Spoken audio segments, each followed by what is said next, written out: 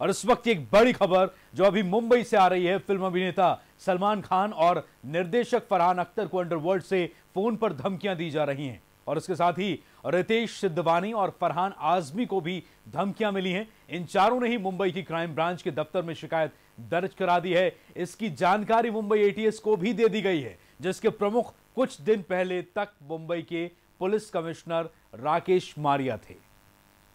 Mumbai ATS को जानकारी दे दी गई है, जिसके प्रमुख कुछ दिन पहले तक पुलिस कमिश्नर मुंबई के राकेश मारिया थे। आपको बता दें कि इस वक्त की बड़ी खबर, अंडरवर्ल्ड से धमकियां दी जा रही सलमान खान को, फरहान अख्तर को, निर्देशक फरहान अख्तर, अभिनेता सलमान खान, इसके अलावा रितेश सिद्धवानी और फरहान आजमी को भी ये धमकियां मिली हैं। अंडरवर्ल्ड से फोन पर धमकियां दी जा रही हैं और इन चारों ने ही मुंबई के क्राइम ब्रांच में ये शिकायत दर्ज करा दी है और इसकी जानकारी एटीएस को भी दे दी गई है, जिसके प्रमुख कुछ दिन पहले तक मुंबई पुलिस कमिश्नर राकेश मारिया थे। इस वक्त की बड़ी खबर आपको बता रहे हैं, अभिनेता सलमान खान, अब निर्देशक फरहान अख्तर, फरहान आजमी और रितेश सिद्धवानी को यह फोन पर धमकी मिली है।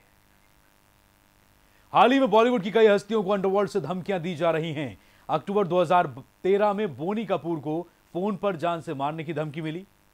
इसके बाद अक्टूबर 2013 में ही करण जौहर को रंगदारी वसूलने के लिए एटीएस, आपको बता दें कि यह धमकी दी गई है और हालांकि इसकी शिकायत लगातार दर्ज कराई जाती रही हैं और उसी महीने रामगोपाल वर्मा को भी धमकी देकर एलआर एक्टिव कंपनी से दूर रहने के लिए कहा गया था। बाद में सोनू निगम को छोटा शकील ने धमकी दी। इसके अलावा मनचाही कंपनी से डील करने की हिदायत भी सोनू निगम को उस वक्त दी गई थी। नवंबर 2013 में ही अक्षय कुमार को रवि पुजारी गैंग से धमकी मिली। इसमें नौकरानी को घर से निकालने पर फोन पर धमकाया गया था। और इस वक्त मुंबई से हमारे संवाददाता संदीप शुक्ला फोन लाइन पर जुड़ चुके हैं। संदीप, पिछले कुछ दिनों में लगातार ये फ्रीक्वेंसी बढ़ी है, बीच में हालांकि ये मामला ठंडा रहा, लेकिन अब फिर से अंडरवर्ल्ड का दबाव जो है वो बॉलीवुड हस्तियों पर बढ़ता नजर आ रहा है। बिल्कुल, देखिए, इस पूरे मामले पे पुलिस भले ही कुछ भी कहे, लेकिन जिस तरह की खबरें निकलकर सामने आई हैं उसमें कुछ ऐसे भी वाकये सामने आए हैं जिसमें जिन्होंने अभी तक शिकायत नहीं की है। लेकिन इस मामले में साफ है कि जिस तरह से क्रिमिनल्स यानी रवि पुजारी या अंडरवर्ल्ड डॉन के जिस तरह से अब मनोबल बढ़ रहे हैं, उसको देखते हुए जो है ये कहा जाएगा कि कहीं ना कहीं ये पुलिस के लिए एक बड़ी चुनौती है। सलमान खान, फरहान अख्तर हुए, फरहान आजमी होटेलियर हैं, उनके पिता समाजवादी पार्टी के बड़े नेता हैं, रितेश सिद्धवानी है। ऐसे कई लोग हैं जिन्हें लगातार धमकी मिली है। हालांकि उन्होंने इस पूरे मामले की शिकायत एटीएस से की थी, उन्होंने इस पूरे मामले में एटीएस जांच भी कर रहा था।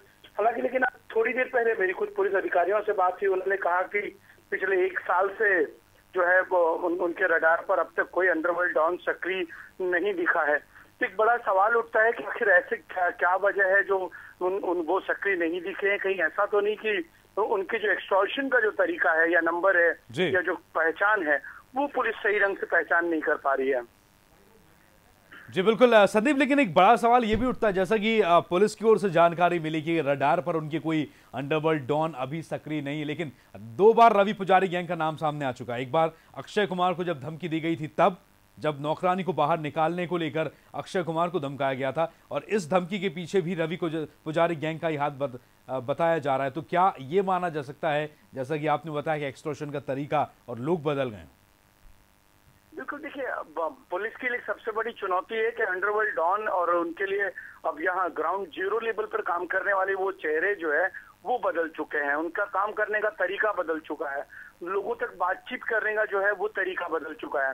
तो ऐसे में निश्चित तौर पर एक बड़ी चुनौती जो है पुलिस के लिए है कि आखिर उस नए नए तरीके जो अंडरवर्ल्ड इजाद करता है उन तक पहुंचना और उसको जो है ट्रेस करना। हालांकि पुलिस जिस तरह से मान रही है कि इस पूरे मामले पे अभी तक उन्हें इस तरह की कोई जानकारी नहीं है, तो वो अपने आप में हैरान करने वाली बात है कि आखिर अगर अंडरवर्ल्ड सक्रिय है और अंडरवर्ल्ड और बॉलीवुड का कनेक्शन जो है काफी पुराना रहा है, जिस तरह के अभी हमने खबरों में बताया कि किस तरह से लगातार एक के बाद एक। अच्छा संदीप, ये इस वक्त ये बताइए कि फरहान अख्तर को, फरहान आजमी को, सलमान खान को और सिद्धवानी को जो धमकियां दी गई हैं, इसमें क्या कहा गया, क्या कहकर धमकाया गया? देखिए, उनसे जो है उनका अपने सक्रिय होने का जो है वो बात कही गई है। उसके साथ साथ में उन्हें धमकी में उन्हें जो है सपोर्ट करने के लिए कहा गया है और साथ ही साथ अलग अलग तरीके से जो है मदद मांगी गई है। ऐसे में कोई जो अभिनेता है अभी तक खुलकर नहीं बोल रहे हैं, लेकिन मेरी लगातार उनसे बातचीत चल रही है।